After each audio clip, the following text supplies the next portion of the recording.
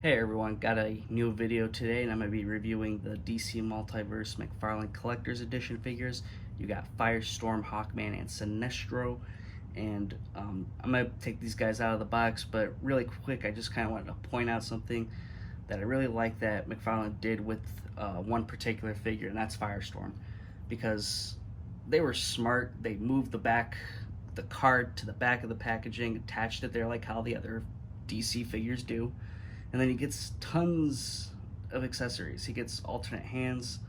He's got some flame effect hands. Like it's really cool, and it really is a downer to see that the other figures don't come with as much accessories.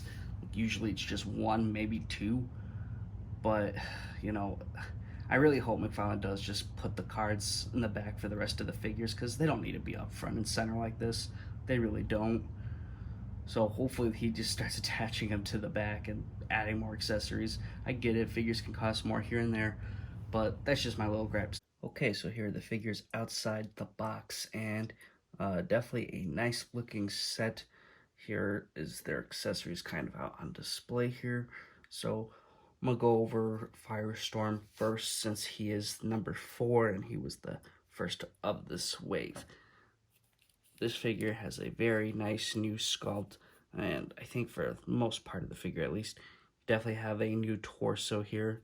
Definitely gives you that nice look for Firestorm. And he's got a new sculpted belt and such, and his underpants have kind of like cuts in them. Doesn't have too bad of a diaper effect here. It looks pretty good actually. It's not super baggy or anything, matches very well. Got some wrinkles designed in there. And then the back of the figure, you continue getting a nice paint job done here. So definitely nice for Firestorm. Legs, not much is going on here. You do see some fabric definition a little bit. On the sides, you see the trim here. I think that's pretty new. Not 100% certain, but it looks like it could be. And then you get the boots here, very nice, got a lot of nice texture and detailing in here. Definitely really like it. It's really a nice sculpt here. I think this is really cool. And just a close look at those hands, they're on fire. Definitely a nice look.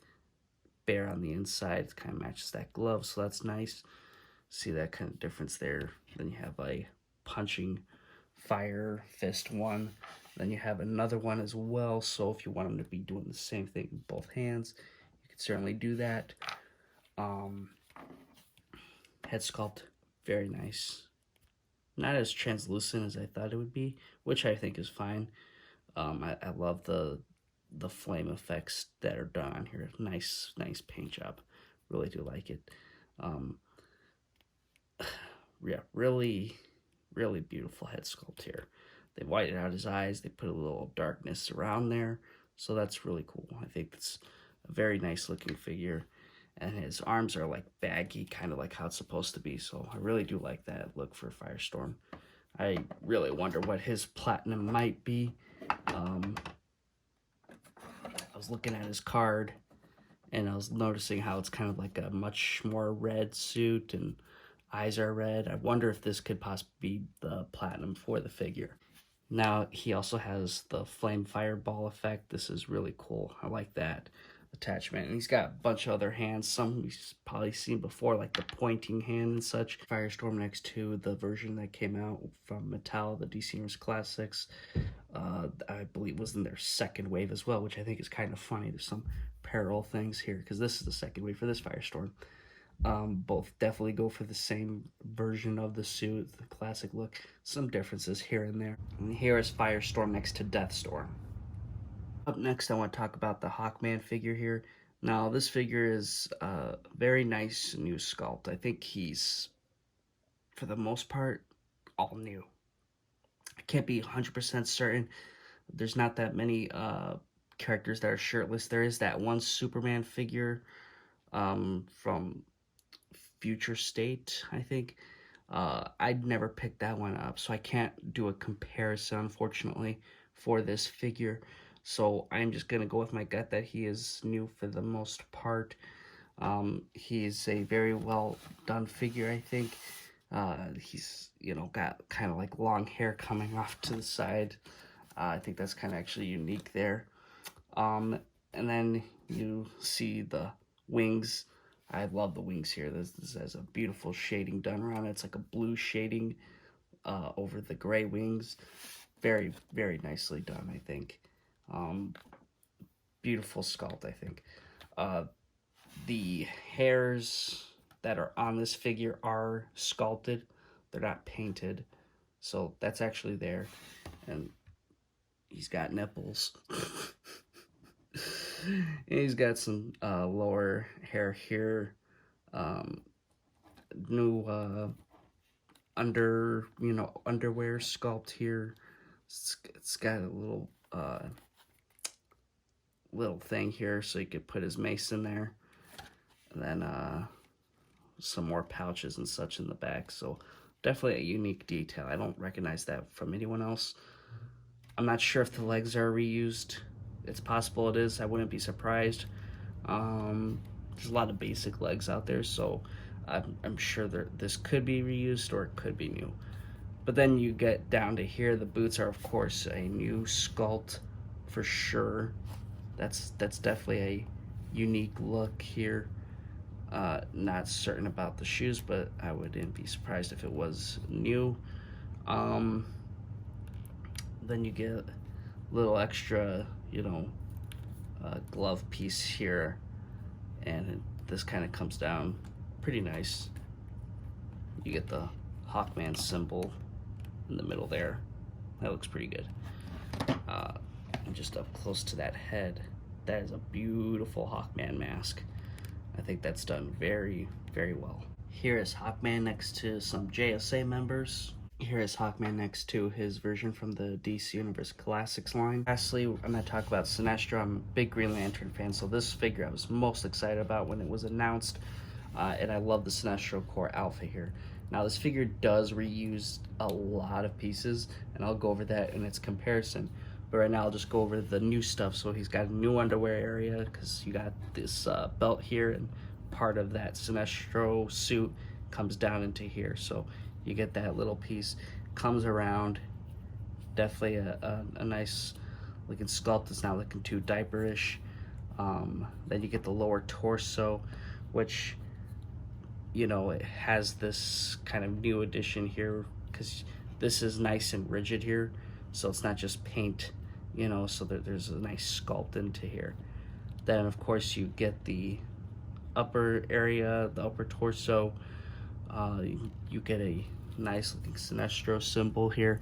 Now for this, you see it's white around, circular, and then it gets yellow, so that turns into a yellow color. It's not continued as white. That's kind of an interesting choice, because I've seen it where it's white in the center, but I guess this is fine too. But then you get a nice neck sculpt, and then the head, really beautiful. That looks like Sinestro. And then he's got a nice fade going into the back here. His hair's slicked back. It's actually really cool. I kind of like that look of him. Definitely nice. He's got his pointy ears, so beautiful pink shade on him. And then he's got, of course, yellow eyes to show that fear.